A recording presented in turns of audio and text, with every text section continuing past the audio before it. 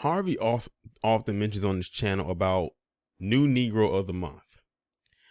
I just got done talking about Trey Songz. He seemingly was the new Negro of the month for a couple of months.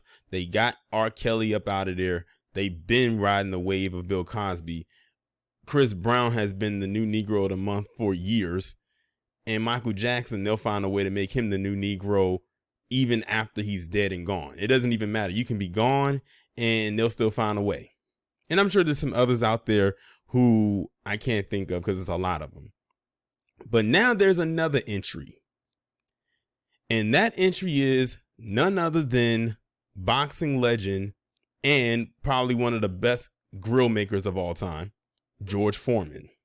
Yes, George Foreman is now called to the carpet as he has been hit with allegations of sexual violations dating back to the 70s. Now, isn't it interesting that whenever something happens with a black man in entertainment or in any type of entertainment that keeps him in the public eye, it could be sports, in his case it would be sports, acting, singing, whatever, they will reach back as far as they possibly can to dig something up on this person. Now they're reaching back all the way to the 70s to say that allegedly he committed these acts against these women. The same exact technique that they did when it came to Bill Cosby. And think about it. George Foreman and Bill Cosby's careers are about the same at length. They were just in two different avenues. And they are both, by societal standards, will be seen as legends in their craft. Where these allegations came from, I don't know. I mean, you can pull them out of thin air and somehow, if you keep it in the news long enough, they will stick. Now, it's going to be a greater point that I'm going to mention, but I'm going to save that point towards the end because it's going to piggyback off of a story I just did on another actor. And I'm reading this from ESPN. Two women who said former heavyweight boxing champion George Foreman sexually abused them in the 1970s have filed lawsuits in a Los Angeles court. Foreman, age 73, has denied the allegations since they first became public last month, and spokespeople referred questions about the lawsuits to an earlier statement by him. The women filed separate lawsuits under the pseudonyms Gwen H. and Denise F. in Los Angeles County Superior Court on Wednesday. Foreman is referred to as DOE1 in the lawsuits, but is described in them as the professional boxer who defeated Joe Frazier in 1973 to become the heavyweight champion of the world before losing the title to Muhammad Ali in 1974. Both women, now in their early 60s, said they first met Foreman as children because their fathers were boxing associates of Foreman. Denise, a Los Angeles resident, said in her lawsuit that Foreman groomed her when she was 8 years old and had sex with her when she was 15, under the legal age of consent, in one instance in a San Francisco hotel room. Now, this is going to take on another life form of itself, and it's going to be someone else I'm going to have to throw in there outside of the one I told you I'm going to mention. Gwen, a Nevada resident, says she met Foreman when she was 9 and that he sexually abused and raped her and violated her when she was 15 and 16 years of age, including at an apartment in Beverly Hills. She said Foreman told her that her father would lose his job as a boxing advisor if she did not comply. Foreman called the allegations false and baseless. Over the past 6 months, two women have been trying to extort millions of dollars each from me and my family, his statement says. So they've been ongoing for months. He said they've been trying to get money out of him. Now, mind you, this happened all back in the 70s. Now, how's the irony that this happened around the same time and they both were around the same age? Just like it's almost like they collaborated with each other to concoct this story. This just screams real suspect to me. I don't pick fights, but I don't run away from them either. The lawsuits were filed as the result of the California law that went into effect in 2020 that extends the statute of limitations that previously had prevented some victims of childhood sexual abuse from filing civil lawsuits. Both women are seeking a jury trial and to be awarded an unspecified amount in damages. Notice that they are going after money. They only want money. He said these women have been trying to extort money from him and his family for months. It's just that now it's becoming more public. Then you got these fools online, mainly these PC women, saying that they believe that it's true. Anytime they can levy up some allegations against a black man, especially one of George Foreman's stature, they'll believe it. They'll believe it without the shadow of a doubt. Now, let me add in this. I just did a video about Gary Busey, the actor, PC man, and his allegations of what he was doing and which he's getting, dealt with right now, as far as we know, was very recent. The women who have come out about Gary Busey against him, they were quick to say that Gary Busey did something inappropriate to them, because his allegations, while they just came out, what occurred with these women allegedly just happened less than a month ago. They didn't wait a year, 5 years, 10 years or more. They got it out right now, which actually to me makes their story sound a little bit more believable because they didn't wait. One other thing I've noticed, and this doesn't just apply to Gary Busey, but something else I've also noticed, maybe if you picked up on it too.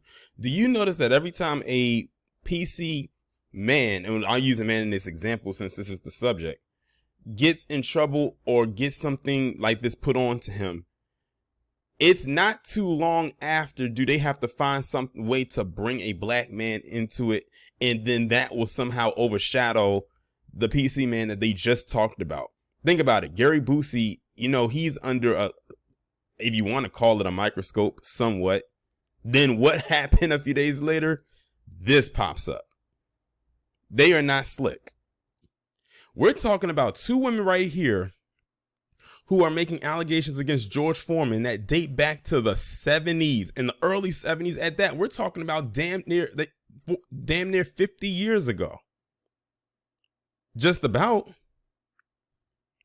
They said they are in their early 60s now, because they're making it seem like George Foreman is a statutory violator, because he would have to, of course, been an adult, while these two girls were teenagers. They were minors, 15 and 16.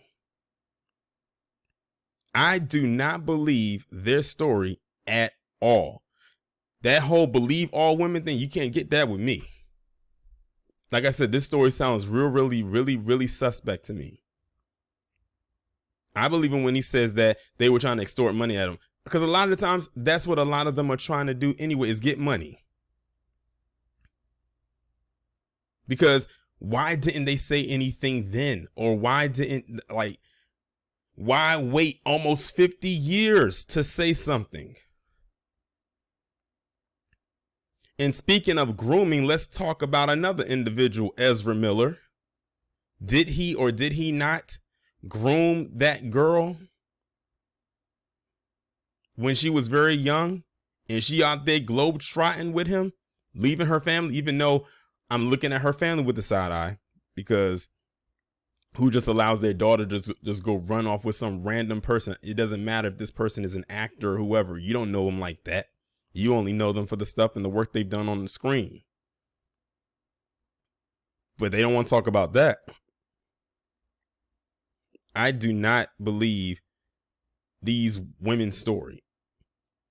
How many times have we heard that kind of stuff before? And the thing is, all they have to do is keep pushing and say, what they want, and get inside the heads of people. And then all of a sudden, the court of public opinion will deem them guilty. But I think a lot of people, especially a lot of black people, are realizing the game that these individuals like to play. We know their angle. Remember, I just did the video about Trey Songz and how that attorney allegedly bribed this woman to make up lies about Trey Songz to help push their case further. I said because they don't have a case. They tried to offer this woman a whole bunch of money, a lot of money, 6 figures, to lie and say that she witnessed Trey Songz doing inappropriate things with her client.